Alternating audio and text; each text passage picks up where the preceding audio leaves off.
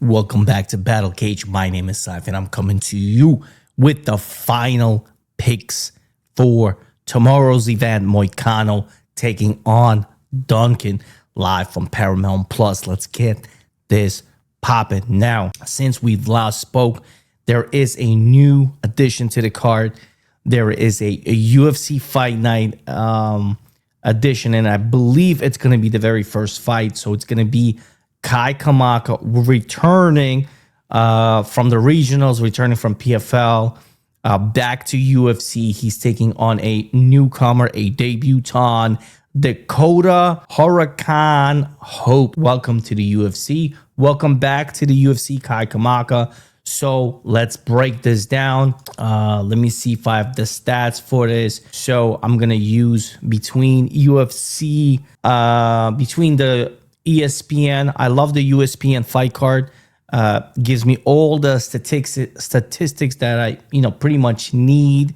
I don't need to waste my time with the graphics, although it's a good thing to have. So congratulations if you have a team that does this for you, or if you do it yourself, marvelous job. I'm just going to outsource this to ESPN and Topology. You know what I'm saying? So, all right, Kai Kamaka III, 17-7 record. We know what he's about. For those of you that don't, he is a pretty much Counter-Strike technical fighter. You know what I'm saying? He is not a stranger. He's an overall package. He can strike with hands. He kicks. He takes you down. He pressures you against the fence. So he kind of an overall fighter. Now, statistically, we're going to have numbers of him because he was in the UFC before. So that data is coming out here. So if you look at it, he's not over the hump in age. So that's a good thing. He's 31 years of age. He has a 69 reach here. 2-inch reach advantage over Dakota Hope. And striking volume is decent, 4.96. Now, you don't have a number per se on Dakota Hope, but I ran the tape on Dakota Hope, and I'll tell you that this guy is he's a problem. He's very aggressive. Again, very young in his career, but he throws punches and bunches, as you can see. And when he smells blood in the water, he'll finish you. You know what I'm saying? You can see him here going to town.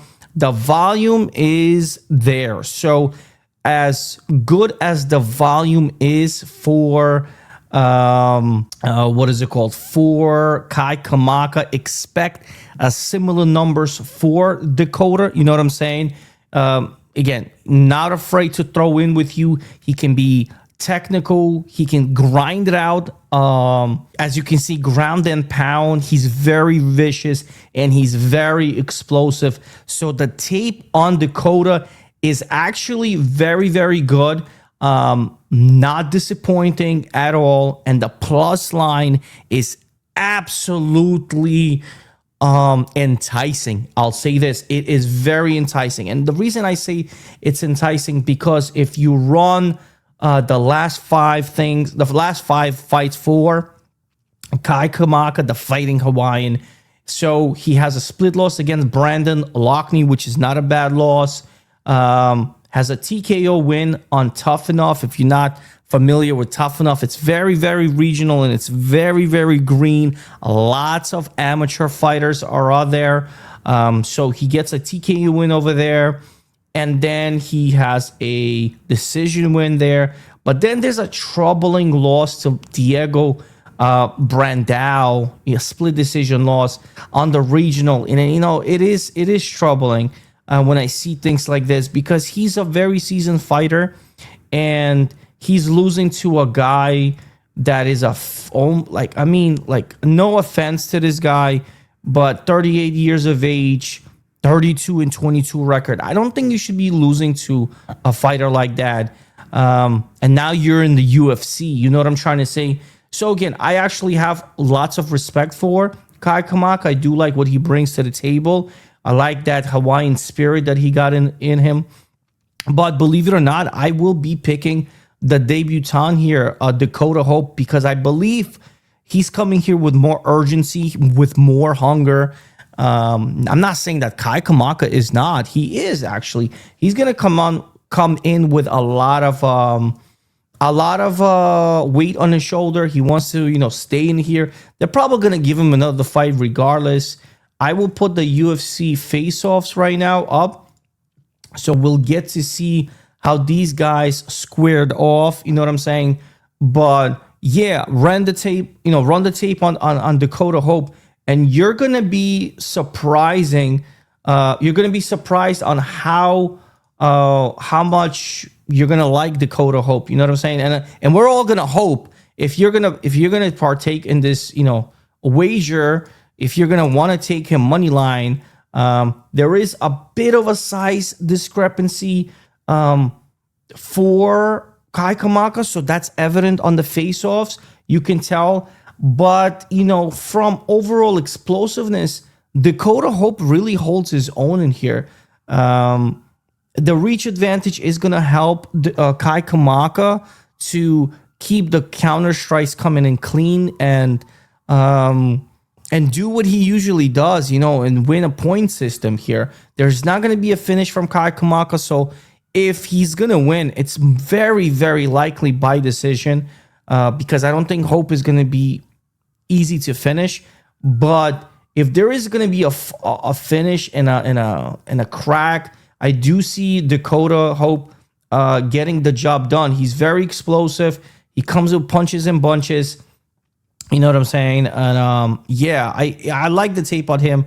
I'm gonna take this risk. I'm gonna take Dakota at this position. Again, will I recommend anybody wagering on that fight?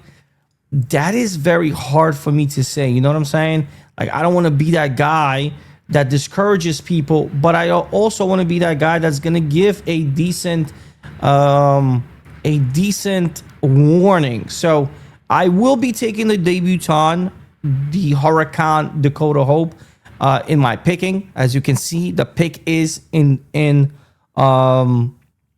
Topology. That's where I keep track of all my picks. 69.2%, by the way, overall. So I will be taking him here in the opening fight. But again, the opening fight, I don't want you to think that I want to discourage you, but I would say that overall, from what I see this as a potential dog for sure. For sure. You know what I'm saying? So that's kind of the only update in the fight. I don't believe anything else was scrapped. Let me just quickly see. We'll just quickly see, because sometimes I forget to do this. There were some weight misses, I will be honest. So there's a Rafael Estevan with a weight miss of 136 and a half. There's a miss for Darius Flowers. Okay, Darius Flowers 156 and a half. Yeah, but half a pound miss. That has to hurt. I believe Yakiev also had a problem, and then it looks like he made the weight back. So he made the weight final call at 206. But so 2 weight misses. You know what I'm saying? They're going to be giving up the, whatever the X amount of their purse. So that kind of sucks. But no fights were scrapped. So that's a good thing. So let's go back to, making the final picks here. We don't want to waste too much time, because I understand time is money. So as you can see, I had picked Melissa Gatto. I'm gonna stay with that pick for the most part. I feel okay staying with that pick. So Diani Barbosa, again, I think she's still a favorite, actually. Let's see. This is the lines here. Let's see. Yeah, minus 137 for Diani Barbosa. Melissa Gatto at 130, plus 110 right now. I'm referencing Bet Rivers Sportsbook. So, yeah, go figure. Now, I'm going to stay with Melissa Gatto for the reasons I gave you guys in the Raw Picks video. If you haven't checked that video, do me a favor. Go over and watch it. So, sticking with Melissa Gatto here, most likely by decision, but I do respect her power. And if anyone could get this fight finished via a knockout or a technical KO, it's probably going to be Melissa Gatto. The submission threat is going to be from Diani Barbosa for sure. So, all right, we got Azamat Bekoyev versus Tresean Gore. I've been back and forth at this one because I was trying to identify a major suspect or at least a position that's kind of pretty much an apple pie shitter position. For a long time, I thought it's going to be Azamat Bekoyev, but the more I contemplated, I came down to the position that, listen, Tresean Gore is a major suspect. He got knocked out by Cody Brundage, which I don't like. Granted, it's been almost 4 years, but, last year, Marco Tulio straight right ended that fight. You know what I'm saying? And he looked okay in Rodolfo Rivera fight. I know Azamat had a very bad performance against Yusri Bulgari, but again, at this point, Yusri Bulgari is a formidable opponent and someone we have to keep an eye on. So and plus, I think he underestimated what he was getting against Yusri Bulgari. So with that being said, I will be taking Bekoyev, and a finish is definitely live here. I just don't know what kind of finish it could be, A knockout finish is definitely live for someone that is powerful like Azamat. Moving forward, I picked Alice Pereira when she was an even line. Since then, we had some line movement on Alice. She is now minus 127, as high as 140, minus 140 via Caesars. So Caesars line has been moved to minus 140. So again, I got her. I picked her as a even Steven. I liked it. I think physically she's gonna give Haley Cowan some problems, yeah. Let's just go. Lando Venata, groovy. You know what I'm saying? Looked okay on the scale. Darius Flowers, he missed weight. Again, that could go for him or against him. He didn't look too bad, but he was escorted to the scale. So he was a suspect, if you ask me. Now, he could be playing possum. I don't know what that is. Two people fighting off, a couple of years of layoff. Almost 2 years to date. Evan Elder had a submission victory against Darius Flowers. Groovy hasn't been there in almost 3 years since he suffered a unanimous loss against Daniel Zellhuber. Listen, this is a skipper, a major skipper. The public is going to be on Lando. Fine. Minus 220 favorite. Fine. You know what I'm saying? Live line is actually, it's been kind of moving towards Darius Flowers. You know what I mean? So he's a 2-1 favorite. Let's just put it that way. Yeah, again, public perception is going to be on Lando, but it's a skipper for me. That's a bathroom break. I'm sorry, bro. Like, I really do. I got to choose my spots. Alessandro Costa looks absolutely shredded and phenomenal on the scale. I picked him. His line is very juicy. I will be quite honest with you. Minus 400 across the board. The cheapest one is in Poly Market. Got him at minus 376. I'm on Bet Rivers, so I got him at minus 420. And it is what it is. I'm going to stay there. You know what I'm saying? Like, I don't want to switch. I don't want to hedge. I'm okay. I'm okay with this line. I'm definitely okay with this line. Could it be better? Yeah, I do see him maybe minus 300, but that is just the inner better in me. So Costa is going to be the pick. The experience. Yes, he lost in his last fight against Alden Correa via knockout. That worries me. That was worrying me. But do I see that opposition from Stuart Nickel? Possibly. Possibly, but I'm gonna go with Costa. I'm gonna go with Costa. See what happens. This one, Thomas Peterson versus Guillermo Pat. So Pat looked a little bit more thicker, more filled up. You know what I'm saying? I was worried about the weight difference here, but he came in at 250 pounds. I let me see if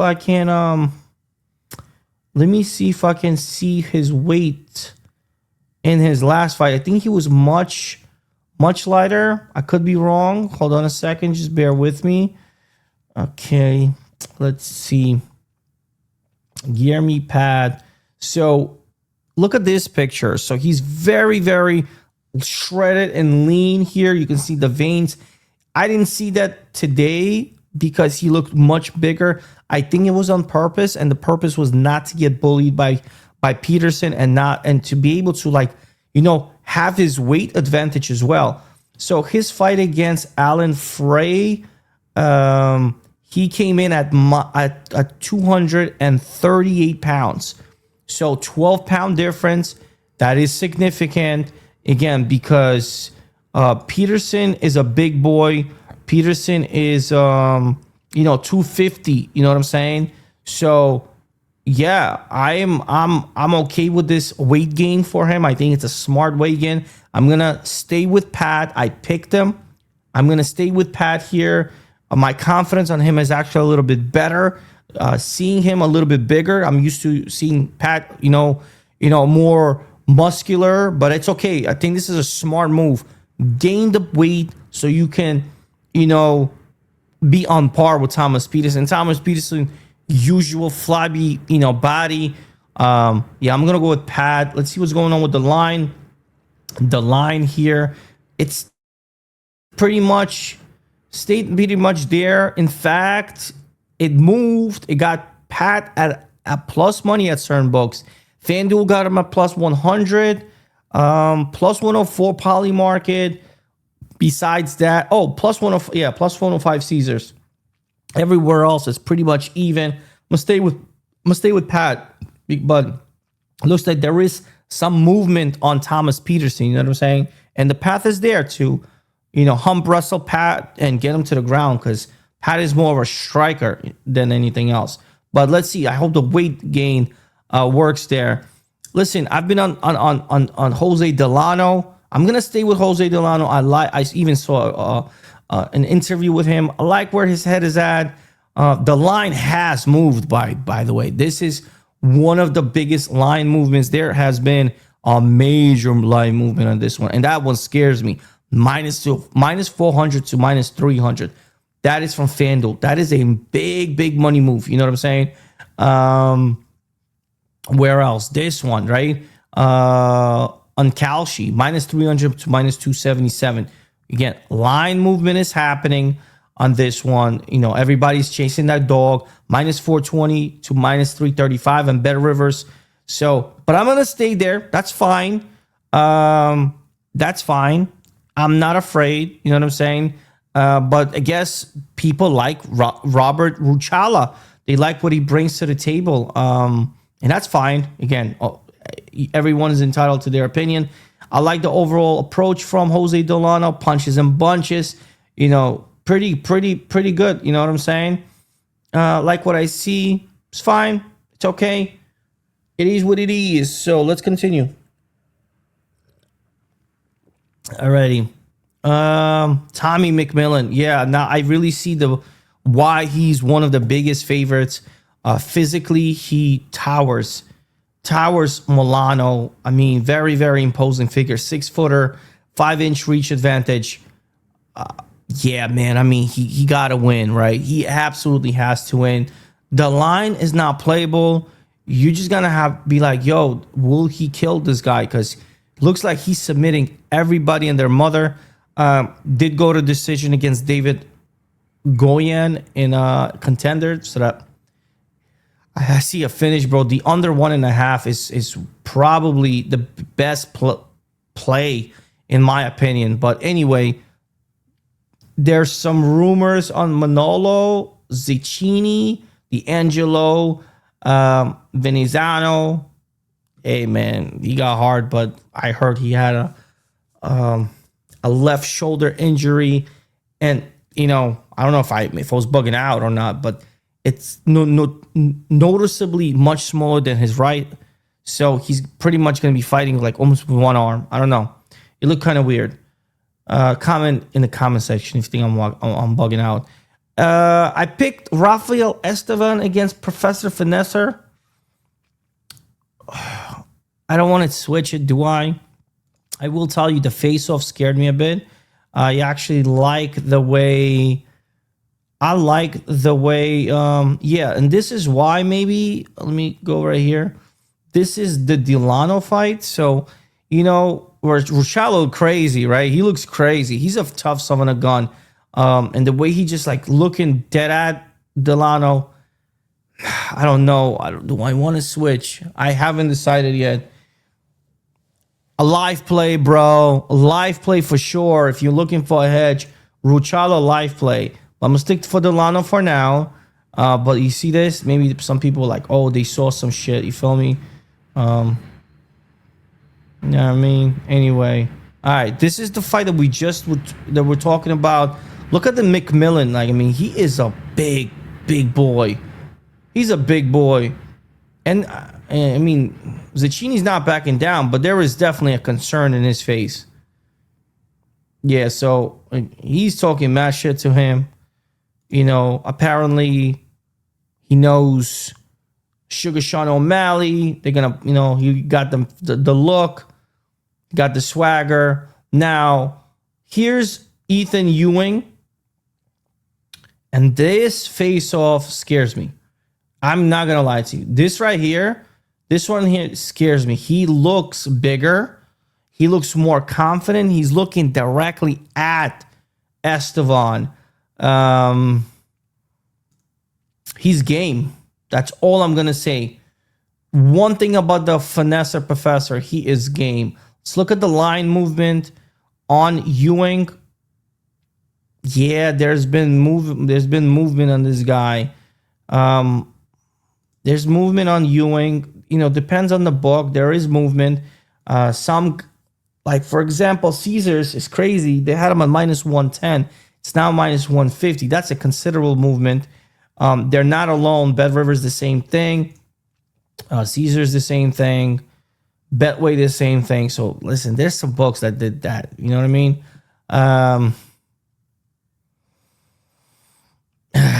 I picked Estevan. I don't know, man. Let's look at the face-offs again, guys. Let's look at the face-offs again. Let's take a look at this. Let's go with the energy, right? Let's see. Locked them out, sized them up. Yeah, definitely looking right at him.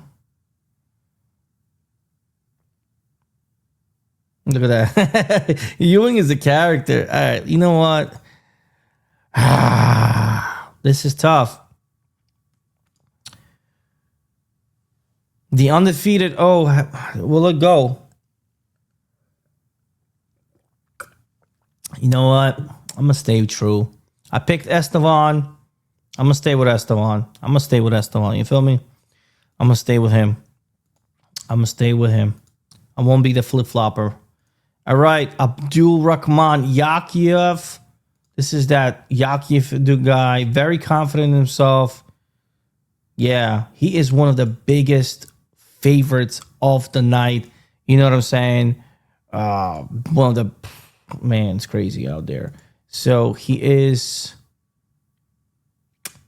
Damn. Minus 1,800. So... It's craziness, right? 1,600. I mean, that's not a playable line. Props is where we're at, under 1.5, depending on the line, and we're gonna go over the line.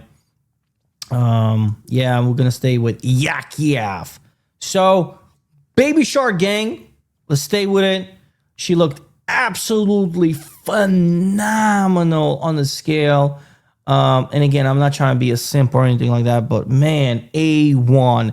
So there you have it. I mean, A freaking 1.